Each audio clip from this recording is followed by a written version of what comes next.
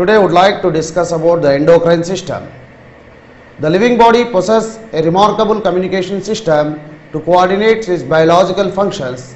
This is achieved by two distinctly organized functional systems. They are nervous system and endocrine system. These two systems together called as integrative system.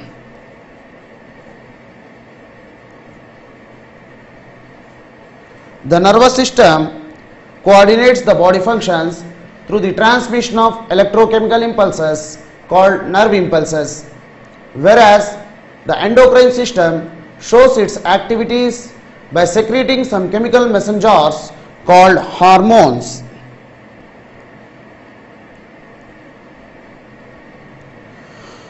The term hormone means to excite or to stimulate.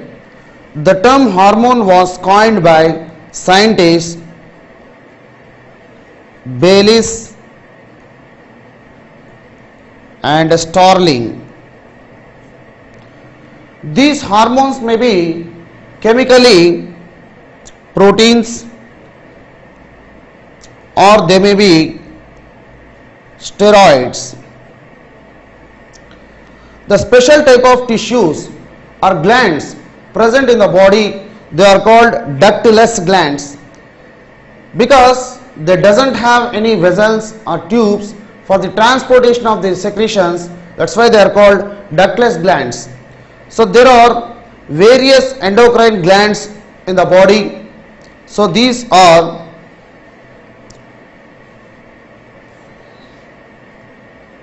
located at various regions in the body.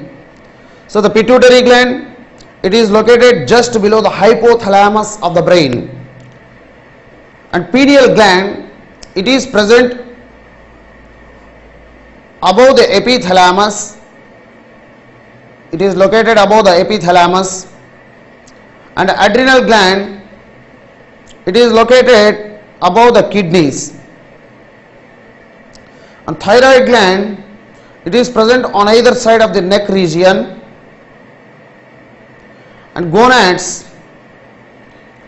So the testes are called as male gonads. They are extra abdominal. They are present outside the body, whereas the female gonads are called ovaries. They are present in the abdomen. And the pancreas, it is located below the stomach. So these are the various types of endocrine glands present in the body.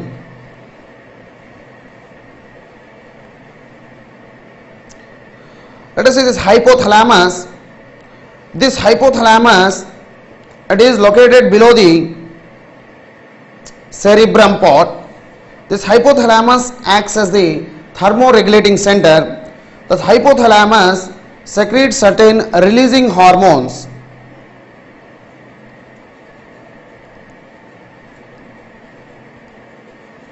This releasing hormone stimulates the pituitary gland, which is located below the hypothalamus. Let us discuss about this pituitary gland.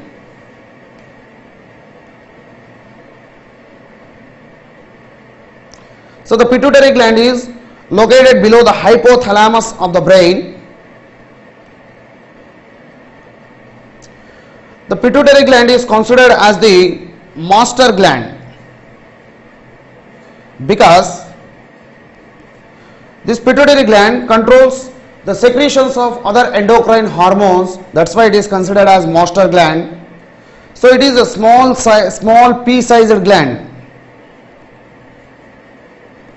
Its weight is approximately 6 grams. The pituitary gland is majorly divided into two lobes. So there is anterior lobe and the posterior lobe. The anterior lobe of the pituitary, it is called as adenohypophysis, and the posterior lobe, it is called as neurohypophysis. So this actually the anterior lobe of the pituitary, that is adenohypophysis, is considered as the master gland of the endocrine system because this adenohypophysis secretes most of the endocrine hormones.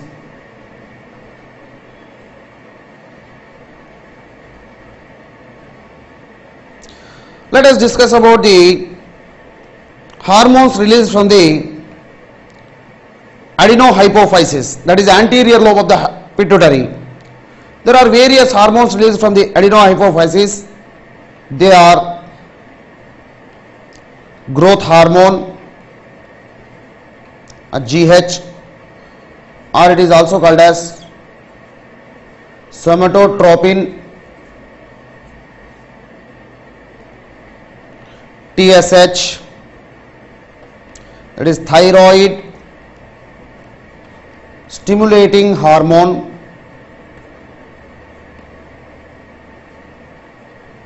or it is also called as TTH, thyrotrophic hormone,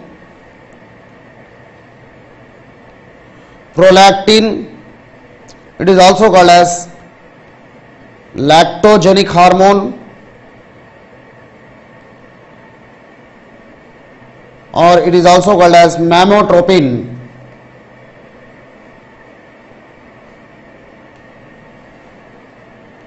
ACTH, that is adrenocorticotrophic hormone,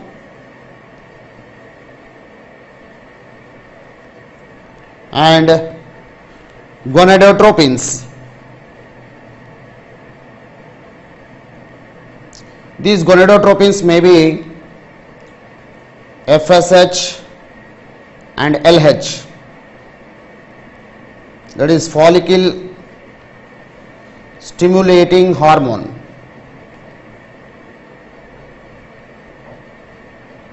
and LH luteinizing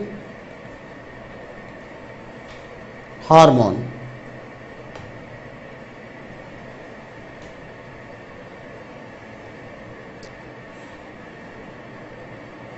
The growth hormone, so the name itself indicating that the growth hormone involves in the growth and metabolism of the body organs.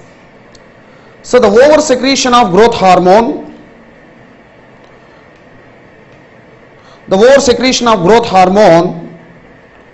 causes gigantism in children,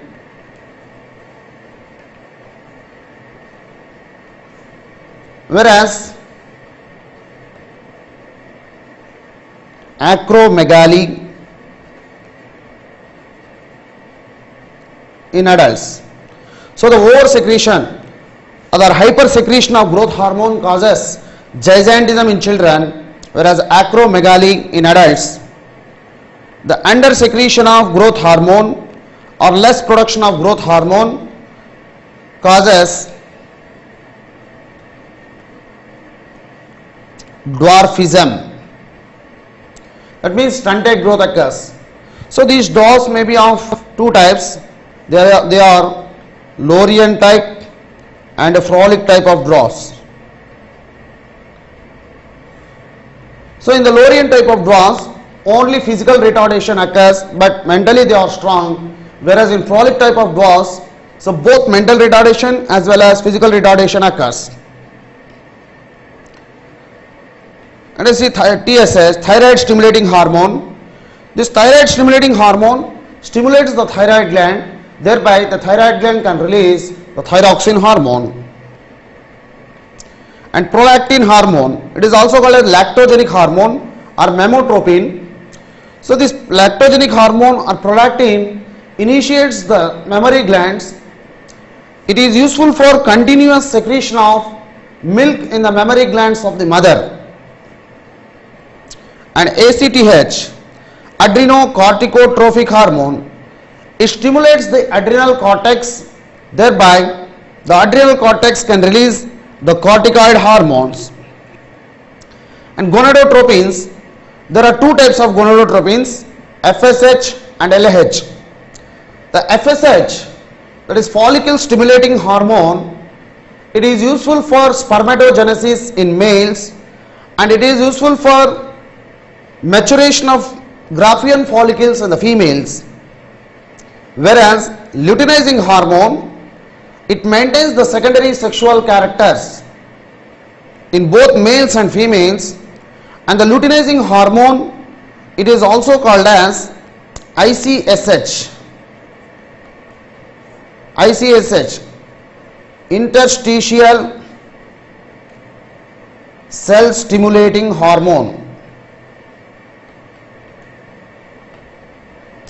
Interstitial cell stimulating hormone, it stimulates the interstitial cells of the testes, thereby the interstitial cells or Leydig cells can secrete the testosterone hormone.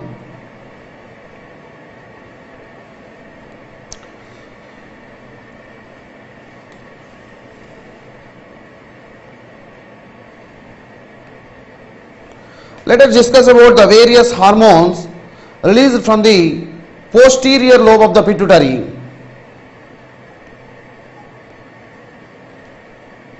From the posterior lobe, two hormones are released.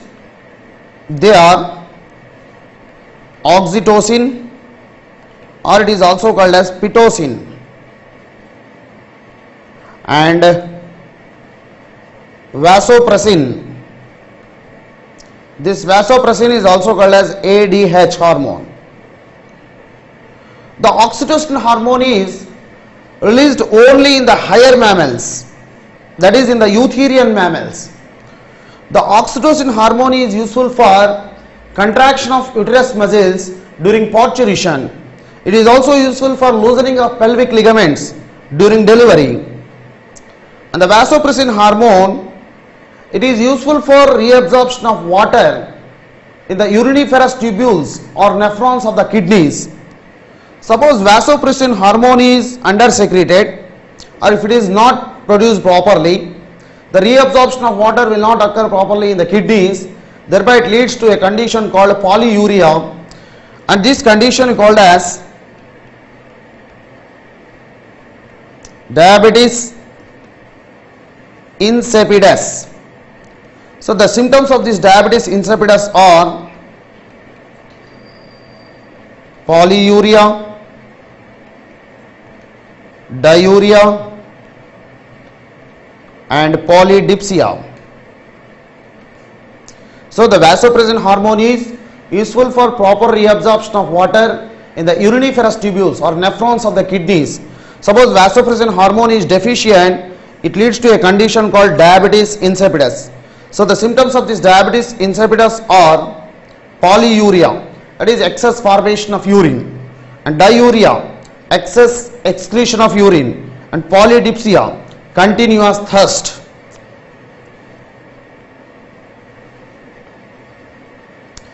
Let us discuss about this thyroid gland. The thyroid gland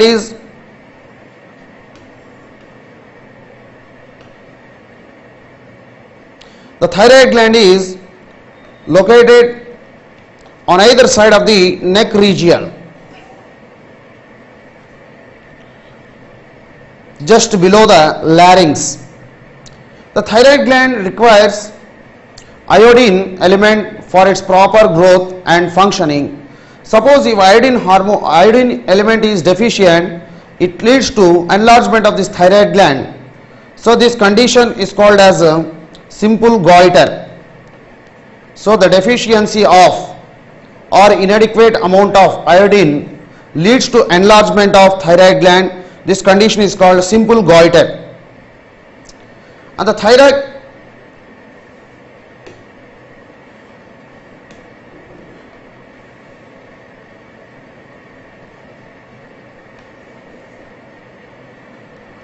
gland,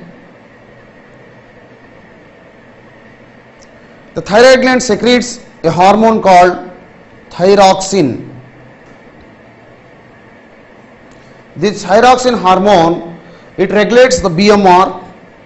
BMR means basal metabolic rate, It also controls the temperature of the